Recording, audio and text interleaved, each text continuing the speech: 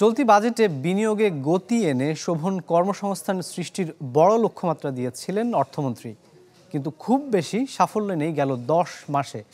জিডিপির অনুপাতে মোট বিনিয়োগ আটকে আছে 31%। অন্যদিকে বছরের প্রথম প্রান্তিকে বেড়েছে বেকারের সংখ্যাও।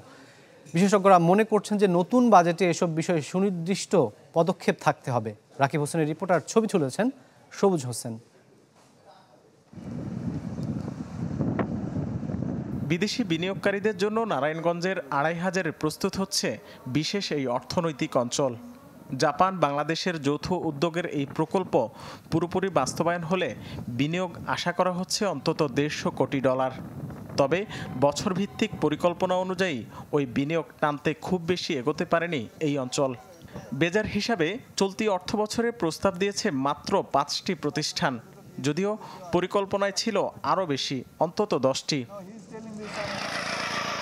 2500-এর মতো প্রায় 34,000 একর জমি নিয়ে পরিপূর্ণ বাস্তবায়নের পথে বঙ্গবন্ধু শিল্পনগর, যেখানে এরই মধ্যে উৎপাদনে গেছে 10টি প্রতিষ্ঠান।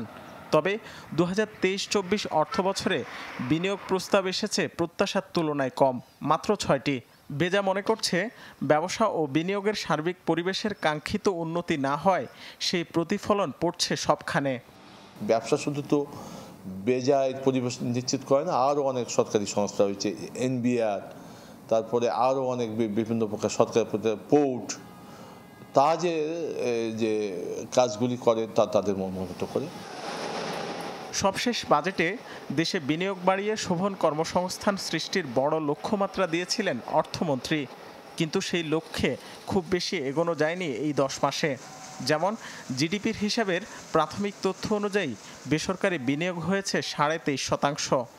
গেল 5 বছরের গড় হিসাবে যা আটকে আছে 24%-এর মধ্যে। অথচ মধ্যমেয়াদী অর্থনৈতিক কাঠামো অনুযায়ী এই হার নেয়ার লক্ষ্য ছিল প্রায় 27%।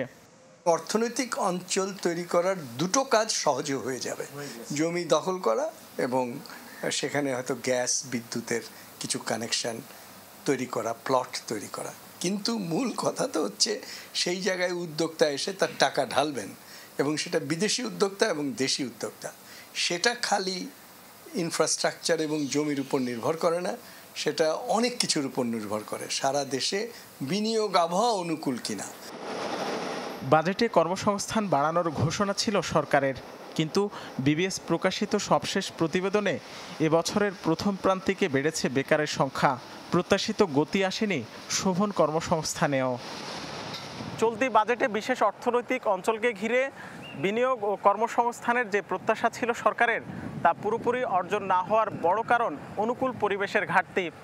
বিশেষজ্ঞদের মতে আগামী দিনে এটি নিশ্চিত করা গেলে সম্ভাবনা ধরা দিবে বাস্তব রূপে, যা দেশের অর্থনীতির জন্য অত্যন্ত জরুরি। রাকিব হোসেন, চ্যানেল 24, 2500, নারায়ণগঞ্জ।